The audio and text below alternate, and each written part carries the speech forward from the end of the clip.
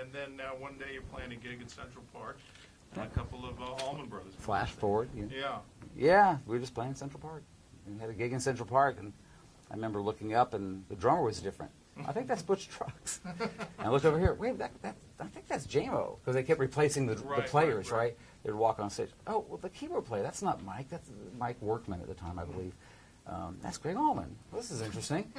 And so we just started playing, and it just sounded like the band, but the band on steroids, because they had a whole different chemistry between them. Right. Even though that was their first reunion, I guess, since their breakup.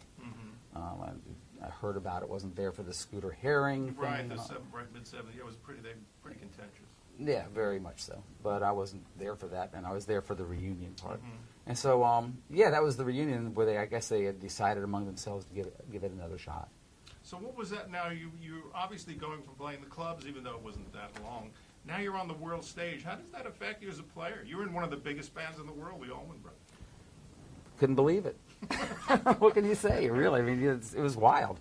And I didn't really realize how big it was, even being there. You know, I still, some days, even now, think, what is the luck of the draw just to be attached to one of the most iconic bands in a genre of music, like a basic, it's almost like a root directory of the American Songbook in an area.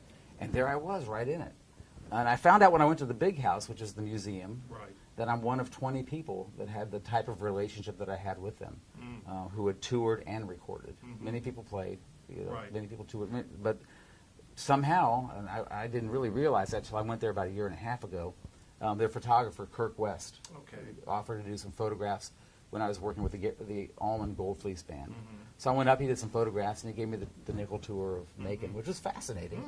And we went to the Big House, and I'm on the wall. I said, that's neat. So explain this wall? And he told me that. It was like one of 20 people. Wow. What are the odds? You know, just crazy. And you did 3 records with the Allman Brothers, and Light and Rogues was the first one. I remember that was they very were back here. It was a very big deal.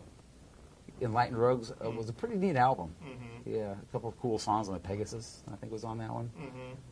Yeah, it was a nice album. The thing I remember the most, besides Criteria Studios and weird food from a chef at the house we were staying at. It's very strange food. He finally quit making weird food, started making hamburgers, and we all liked it better.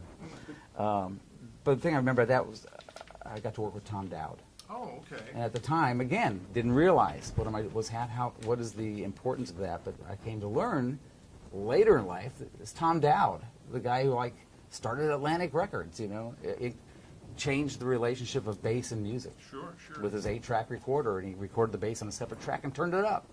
Changed all of our lives in this room, really. Well, you were only 20 years old at the time. I mean, what's interesting, though, now you're talking, it's 1979. There's no such thing as legacy artists in those days. So the Allman Brothers really had to contend with MTV was coming up. There were new artists now. There was Springsteen. There was New Wave. There was punk. How was the dynamic in the band? Because those records, I remember them being criticized for being a little too modern. But that was what you had to do to be relevant. Yeah, and I wasn't really part of the planning process. I really was like a sideman. I sort of had I think I watched the thing on Sidemen, and the guy said it's like having a front row seat at the biggest show on earth. You know, you're part of it, sort of, but those 4 guys ran the band. And philosophically, I think between the manager, who was up here in New York, Steve Mazarski, nice guy. I like Steve. Basically, they had the calculation they needed to release something more radio-friendly, right?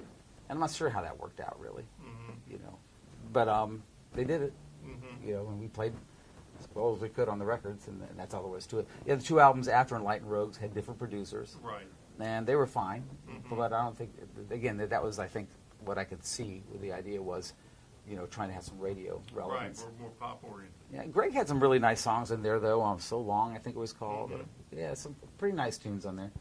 Dickie also did his rock thing, so it's really between the power of those guys, whatever they kind of felt like doing. I got the gig because I knew Dickie's how he directed the band. So and he directed either with his neck of his guitar or with his shoulder. Like that was the cue, and I knew that, and so I was able to play tight with the band, and that made all the difference in the world. When you can go with a director, they'll usually go with you. Yeah, right. Exactly. Compared to someone who he has to reteach all that too. And Dickie was how to say it, powerful in that decision-making process, and so I copped the gig. Well, so Greg was great. Yeah. You know. So this is some hack writer from the Huffington Post puts out an article about bass players belong in the rock. What does he know? Or she, or where was do they it? get these Yeah. pieces? It's fake news anyway. And he mentions Lamar Williams. He mentions David Goldflies. He mentions O'Teal Burbage and the late great Alan Woody. What are your feelings about that? Do you? Well, I read that article. That was awesome, man. Well, yeah, but do you feel that the whole band deserves to be in Chuck LaValle, all the great players? Chuck's a no-brainer, and Chuck's a no-brainer. The guy plays his behind off. Okay. I thought it was a nice compliment. Someone would okay. bother to say that, you know. Oh, right. But the bass players are phenomenal. You know, having recently transcribed a bunch of the lines from the first two bass players, Right. and a little bit from Alan, and nothing yet from O'Teal, nothing yet. Right. I only think you did one record with them, and that's what we were talking about. We did the extended range. I had one time where I was transcribing stuff, and I realized I was transcribing myself. I wasn't really sure. I was like, "Oh crap, that was me." Just one of those things that happens. But the bass playing, Barry's playing was very simple, and it's influenced me, very legato. Right. And it's really influenced a lot of how I approach these songs. I wish I'd done it a lot earlier. And Lamar was fantastic. Wasn't he? He used He was Clorox bottle for a plectrum. He would cut out of a Clorox bleach bottle. Really? That was his pick. Yes. His feel, man, was great. I mean, he was a fine bass player. And I was in there. I won't comment on myself. I did the best I could. Yeah. And then Alan did some great stuff too. We do Soul Shine, and I transcribed his line just to know more. You know, so now it's much more analytical, but at the end of the day, it becomes feel. Right.